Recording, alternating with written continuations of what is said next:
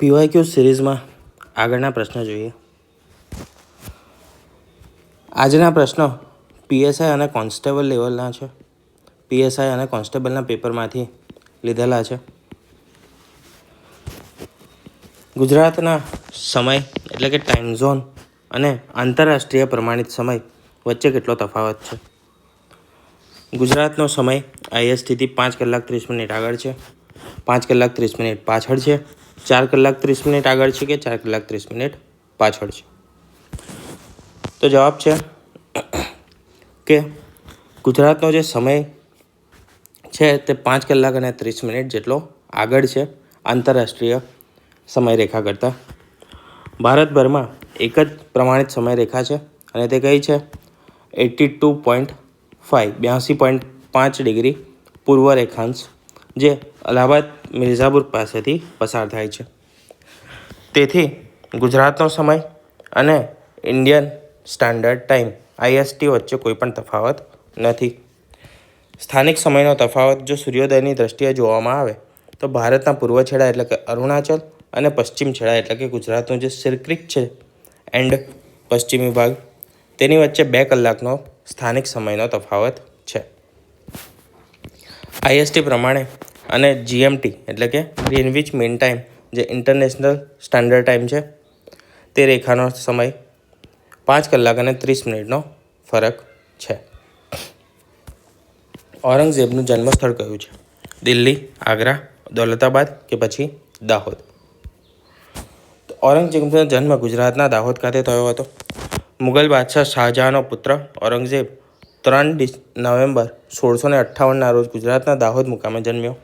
તે સમયે શાહજહાં ગુજરાતનો સૂબો એટલે કે ગુજરાતનો ગવર્નર હતો. છઠ્ઠો મુગલ બાદશાહ હતો ઔરંગઝેબ અને તેને આલમગીરનું બિરુદ ધારણ કર્યું હતું. ઔરંગઝેબનું મૃત્યુ અહેમદનગરમાં થયું, પરંતુ તેની જે કબર છે તે મહારાષ્ટ્રના ઔરંગાબાદ, હવે જે સંભાજીનગર તરીકે ઓળખાય છે, પહેલાં ઔરંગાબાદ તરીકે ઓળખાતું હતું, અત્યારે સંભાજીનગર તરીકે ઓળખાય છે, ત્યાં આગળ આવેલી છે ખુલદાબાદમાં, દૌલતાબાદ નજીક. બરાબર. 1979માં કયો ડેમ તૂટવાથી ગુજરાતમાં મોટી દુર્ઘટના સર્જાઈ હતી? ભાદર, મચ્છુ, દાંતીવાડા કે પછી કડાના? તો તે મચ્છુ ડેમ તૂટવાથી થઈ હતી. બધાને યાદ જ હશે. એ સમયે આપણે નહોતા પેદા થયા, પણ હમણાં વચ્ચે પણ આ રીતનો એક બ્રિજ તૂટ્યો હતો. એ સમયે આ ડેમ તૂટવાની જે ઘટના હતી તે ફરી વખત તાજી થઈ ગઈ હતી ન્યૂઝમાં. 11 ઓગસ્ટ 1979ના રોજ ભારે વરસાદના કારણે મોરબી પાસે આવેલો મચ્છુ 2 ડેમ જે હતો તે તૂટી ગયો હતો અને આ હોનારતના કારણે આખું મોરબી શહેર જે હતું તે જળમગ્ન થઈ ગયું હતું અને હજારો લોકોના મૃત્યુ થયા હતા. આ નદી છે તે રાજકોટ જિલ્લાની આણંદપરાની ટેકરીઓમાંથી નીકળે છે. ક્યાંથી નીકળે છે? મચ્છુ નદી, યાદ રાખજો. મચ્છુ નદી એમ પણ ઇમ્પોર્ટન્ટ છે. કચ્છના નાના રણમાં સમાઈ જાય છે એટલે કે કુંવારિકા નદી છે. કુંવારિકા નદી છે. દાંતીવાડા ડેમ બનાસ નદી પર અને કડાના ડેમ એ મહીસાગર નદી પર આવેલો છે. બંને ડેમ પણ યાદ રાખજો. કાકરાપારમાં શું છે? Atomic power station, hydro power station, thermal power કે પછી વિન્ડ પાવર સ્ટેશન? તો કાકરાપારમાં છે એટોમિક પાવર સ્ટેશન એટલે કે પરમાણુ ઉર્જા મથક. સુરત જિલ્લાના તાપી નદીના કિનારે આવેલું છે અને અહીં nuclear power corporation of India NPCIL દ્વારા પરમાણુ ઉર્જાનું ઉત્પાદન કરવામાં આવે છે. તાજેતરમાં અહીં ભારતનો પ્રથમ સ્વદેશી પાવર પ્લાન્ટ હતો, 700 મેગાવોટનો છે.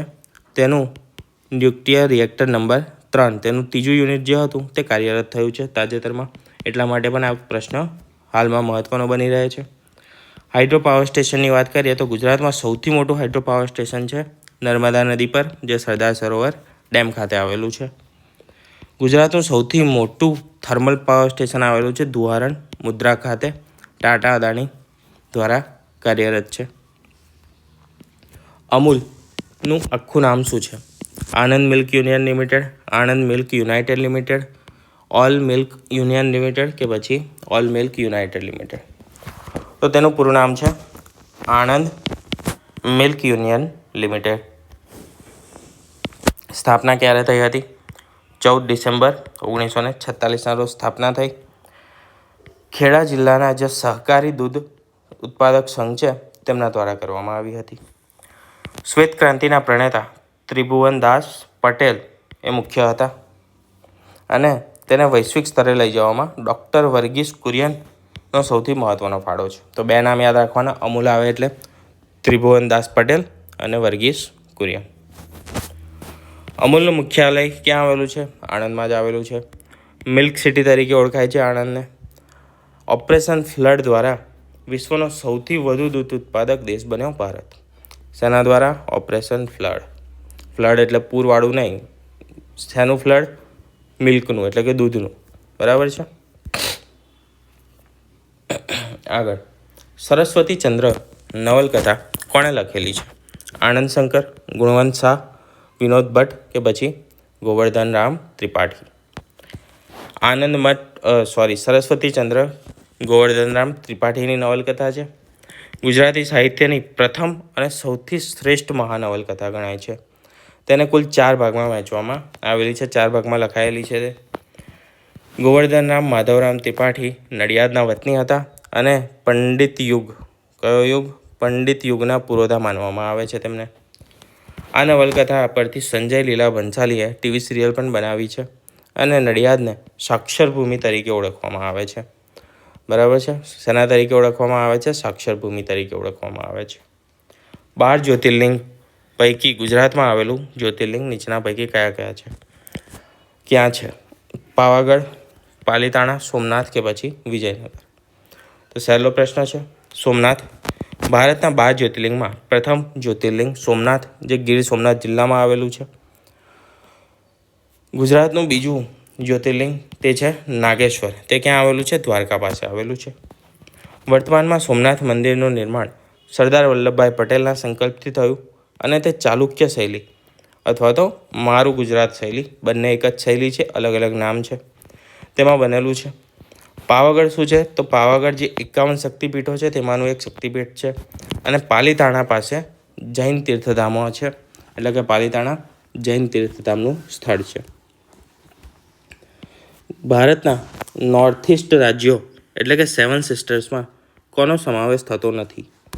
મિઝોરમ, અરુણાચલ પ્રદેશ, સિક્કિમ કે પછી ત્રિપુરા? આ પણ સહેલો પ્રશ્ન છે. સિક્કિમનો સમાવેશ થતો નથી. અરુણાચલ પ્રદેશ, આસામ, મેઘાલય, નાગાલેન્ડ, મણિપુર, મિઝોરમ, ત્રિપુરા, આ જે 7 રાજ્યો છે, કેટલા? 7 રાજ્યો છે, તેનો 7 સિસ્ટર્સ કહેવામાં આવે છે. સિક્કિમ જે છે તે ભારતનું પૂર્વોત્તર ભારતનું રાજ્ય છે, પણ તેને 7 સિસ્ટર્સમાં ગણવામાં આવતું નથી. આ 7 બહેનોના ભાઈ તરીકે તેને ઓળખવામાં આવે છે. કયા રાજ્યને? સિક્કિમ રાજ્યને. લાલ અને લીલા રંગને ભેળવતા કયો રંગ બને છે? વાદળી, કથ્થાઈ, નારંગી કે પછી પીળો? તો લાલ અને લીલા રંગને જ્યારે મિક્સ કરીએ ત્યારે પીળો રંગ બને છે. રંગ વિજ્ઞાન એટલે કે લાઇટ થિયરી છે. લાલ, લીલો, વાદળી, આ 3 કેવા ગણાય છે? તો કે પ્રાથમિક રંગો છે. કયા? પ્રાથમિક, પ્રાઇમરી રંગ છે. આ 3 રંગો ભેગા કરીને જ બીજા તમામ રંગો બનાવવામાં આવે છે, તમામ શેડ, તમામ રંગ બનાવવામાં આવે છે. એટલા માટે આને પ્રાથમિક રંગો કહેવાય છે અને બીજા બધા રંગો દ્વિતીય રંગો. જ્યારે પ્રકાશના સ્વરૂપમાં લાલ અને લીલો ભેગા થાય ત્યારે પીળો રંગ બને છે. લાલ અને વાદળી ભેગા થાય તો મેજન્ટા બને. લીલો અને વાદળી ભેગા થાય તો શ્યાન રંગ બને. ગુજરાતનો દરિયા કિનારો કેટલા કિલોમીટર લાંબો છે? 1400, 1500, 1600 કે પછી 1700? સાચો જવાબ છે ઓપ્શન નંબર સી, 1600 કિલોમીટર. ગુજરાતની વિશેષતા: સૌથી લાંબો દરિયા કિનારો ધરાવતું રાજ્ય છે ગુજરાત. ભારતના કુલ દરિયા કિનારાના આશરે 25% જેટલો ભાગ ધરાવે છે, ભાગ રોકે છે ગુજરાતનો દરિયા કિનારો. 1600 કિલોમીટર લાંબો છે એટલે કે 990 માઇલ.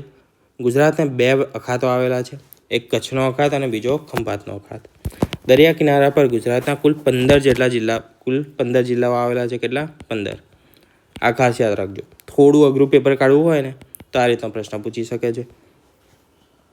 અથવા તો એ 15માંથી તમને જિલ્લાના નામ આપ્યા હોય, 1 મિનિટ, શું જિલ્લાના નામ આપ્યા હોય 4 કે 5, અને તમને કહે કે કયા દરિયા કિનારે આવેલા નથી અથવા તો છે, દરિયા કિનારો ધરાવતા નથી. બરાબર, એ રીતનો પ્રશ્ન પણ કાઢી શકે છે. સૌથી લાંબો દરિયા કિનારો એ કચ્છ જિલ્લાને મળેલો છે, 406 કિલોમીટરનો. બીજા એક ડેટા આપું છું, જે નવા ડેટા છે તે યાદ રાખવાના છે તમારે. પહેલી વસ્તુ શું, તો 1600 કિલોમીટરની જગ્યાએ જે નવી પદ્ધતિથી, નવી ટેકનોલોજીથી ગણતરી કરી ત્યારે 2340 કિલોમીટરનો દરિયા કિનારો થયો છે. અને આ ફેરફાર થયો છે નવી ટેકનિકના કારણે, જેના થ્રુ આપણે જે ખાંચા ખૂંચોવાળો કિનારો હોય તેને પહેલાં એક સ્ટ્રેટ લાઇન માનીને મેઝર કરેલો હતો.